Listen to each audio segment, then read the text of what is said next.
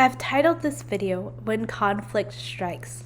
It often feels this way when we disagree with someone, but for those of us who follow Jesus, how we handle conflict, particularly with other believers, is crucial. Jesus desires for his followers to be united.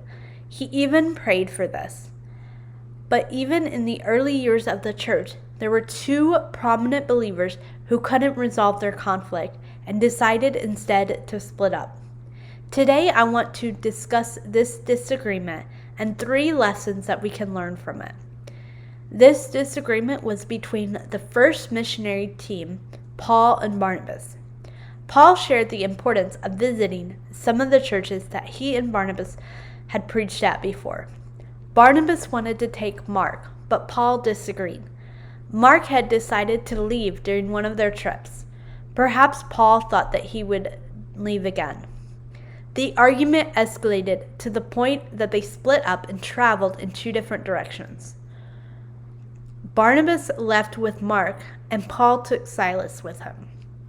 Although the disagreement was between Paul and Barnabas, it affected others. And I believe that it can teach all of us how to navigate disagreements with other believers. Number 1, check your pride.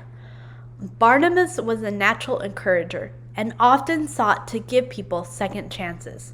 In fact, it was Barnabas who defended Paul, and he's the reason that Paul was able to join the church. Paul, on the other hand, held strong convictions on right and wrong, and he wasn't reluctant to let people know when they were wrong. Perhaps the differences between them is what made them such a great team. When we begin to follow Christ, none of our weaknesses suddenly disappear. It's a process of following him. So when our weaknesses clash with the strength or weaknesses of someone else, it's easy to become prideful. We can begin to believe that we either need to point out the weaknesses of the other person or we need to defend ourselves. Perhaps we think that the weaknesses of the other person are worse than our own. Paul and Barnabas might not have split up if they had been humble enough to listen to the other person.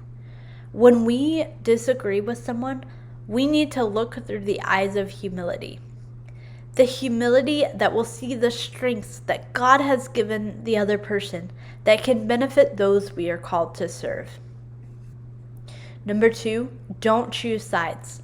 When there is conflict, whether we're involved in it or not, our natural response is to decide who is right and who is wrong. Even thousands of years later, many of us think we know if Paul or Barnabas was right. But the truth is, sometimes there isn't a right or wrong. Sometimes it's simply a matter of perspective. If we want to avoid taking sides in the middle of a disagreement, we must refuse to listen to anyone who is bad-mouthing the other person.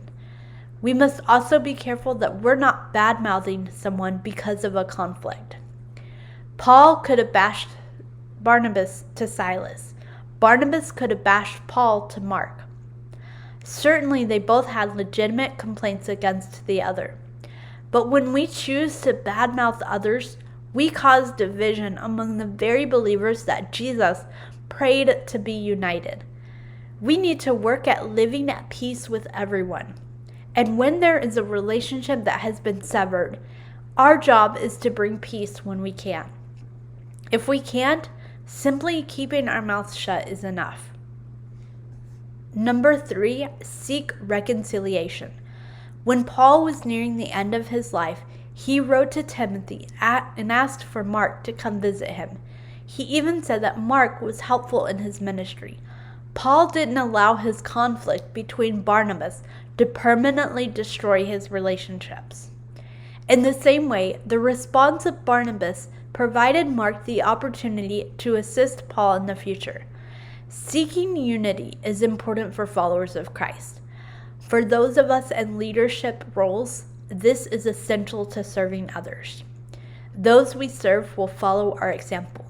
When we reconcile with other believers we've disagreed with, those around us will take note and they'll do the same. Avoiding conflict is impossible. Maintaining unity doesn't have to be. Following these principles and simply remembering that each of us are human and in need of grace will go a long way.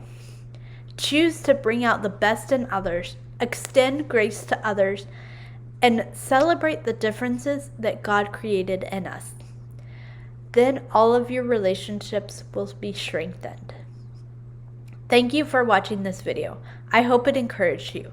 If you were encouraged and would like to invest in this ministry, you can do so by going to the website on the screen and making a donation today.